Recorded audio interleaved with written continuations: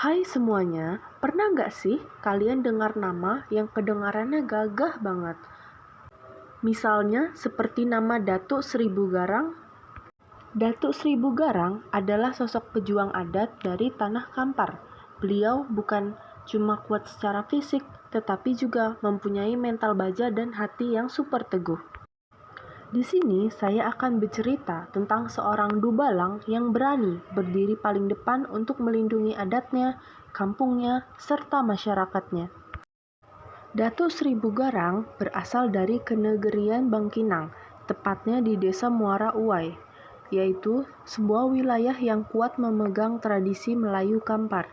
Sejak kecil, ia hidup dalam lingkungan yang menjunjung tinggi adat, agama, serta tata nilai sosial. Dalam masyarakat Kampar, struktur adat telah diatur dengan rapi. Ada penghulu sebagai pemimpin suku, imam sebagai pembimbing agama, malin sebagai penjaga ilmu, dan dubalang penegak keamanan adat. Dan dalam struktur ini, Datuk Seribu Garang tumbuh menjadi seorang dubalang adat yang gagah dan disegani. Perannya sebagai dubalang bukanlah tugas yang ringan. Ia bertanggung jawab menjaga marwah kampungnya, melindungi masyarakat dari segala ancaman dari luar, dan memastikan setiap adat berjalan sebagaimana mestinya. Dari sinilah sifat pemberani dan ketegasannya mulai terlihat. Masyarakat menjulukinya sebagai Seribu Garang, bukan karena ia adalah orang yang galak atau menakutkan, melainkan karena keberaniannya yang serupa dengan keberanian dari 1.000 orang. Ia tegas membela kebenaran, cepat bergerak ketika ada ancaman, dan tidak pernah gentar menghadapi ketidakadilan. Keteguhan itu semakin tampak ketika penjajah Belanda memperluas kekuasaannya ke wilayah Kampar. Pada masa itu, Belanda mulai mencampuri urusan adat, mengatur pemungutan hasil bumi, serta menindas masyarakat melalui kebijakan yang merugikan. Kampung demi kampung merasakan tekanan kolonial Belanda. Namun, bagi Datuk Seribu Garang, ini bukanlah sesuatu yang bisa dibiarkan begitu saja. Bersama dengan sahabatnya Datuk Seribu Garang, yaitu Datuk Tabano, ia memimpin masyarakat untuk menolak ikut campur tangan Belanda. Mereka menggerakkan rakyat, menegaskan bahwa adat Melayu Kampar tidak tunduk kepada kekuasaan yang merampas martabat mereka. Perlawanan ini membuat Belanda merasa sangat terancam. Datuk Seribu Garang dipandang sebagai duri di dalam daging, tokoh berpengaruh yang keberaniannya dapat memantik semangat pemberontakan masyarakat. Hingga pada akhirnya, terjadilah sebuah peristiwa penting yang mengubah segalanya. Datuk Tabano, yaitu sahabat dan rekan seperjuangannya Datuk Seribu Garang, gugur setelah diserang pasukan Belanda. Kabar itu pun menyebar dengan cepat dan menimbulkan kemarahan yang mendalam di hati Datuk Seribu Garang. Namun, ia tahu bahwa kemarahan saja tidak cukup untuk melawan kekuatan kolonialisme yang besar. Ia kemudian mundur dan berlindung di Bukit Palambayan, yang menjadikan tempat itu sebagai basis gerilya dalam mengatur strategi perlawanan yang selanjutnya. Di bukit itu, Datuk Seribu Garang tetap menggerakkan perlawanannya.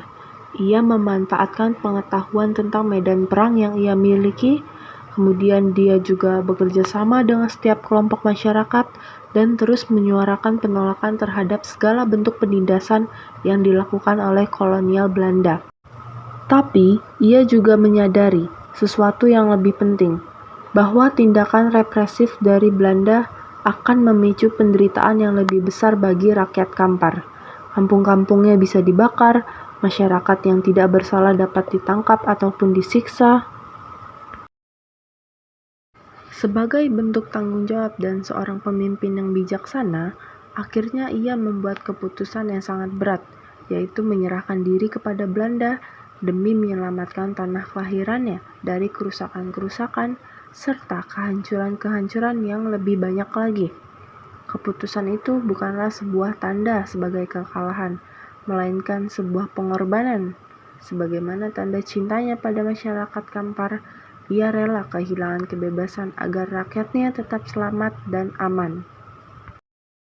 Setelah ditangkap, Datuk Seribu Garang diasingkan jauh dari kampung halamannya. Beberapa sumber menyebutkan bahwa ia dibawa ke Bovendegul di Papua, sementara catatan lain mengatakan bahwa ia diasingkan ke Labuha, yaitu di Maluku Utara. Nah, di tempat pengasingan itulah perjuangannya berakhir. Tetapi namanya tidak akan pernah padam. Datuk Seribu Garang bukanlah hanya sekedar pejuang fisik, tetapi ia adalah pejuang moral, di mana seseorang yang mengajarkan bahwa keberanian bukan hanya tentang mengangkat senjata, tetapi juga tentang menjaga prinsip, membela adat, serta bertanggung jawab terhadap rakyat. Ia menunjukkan bahwa perjuangan bisa hadir dalam bentuk pengorbanan besar demi keselamatan orang banyak. Dari kisahnya beliau, kita dapat belajar banyak hal. Kita belajar tentang arti keberanian yang sesungguhnya. Kita belajar tentang kesetiaan terhadap nilai adat dan agama. Dan yang paling penting, kita belajar bahwa cinta terhadap tanah air bukan hanya sebagai slogan, melainkan tindakan nyata yang terkadang membutuhkan pengorbanan yang tidak mudah. Demikianlah kisah dari Datuk Seribu Garang, yaitu seorang dubalang Kampar yang berani, teguh, dan setia pada tanah kelahirannya.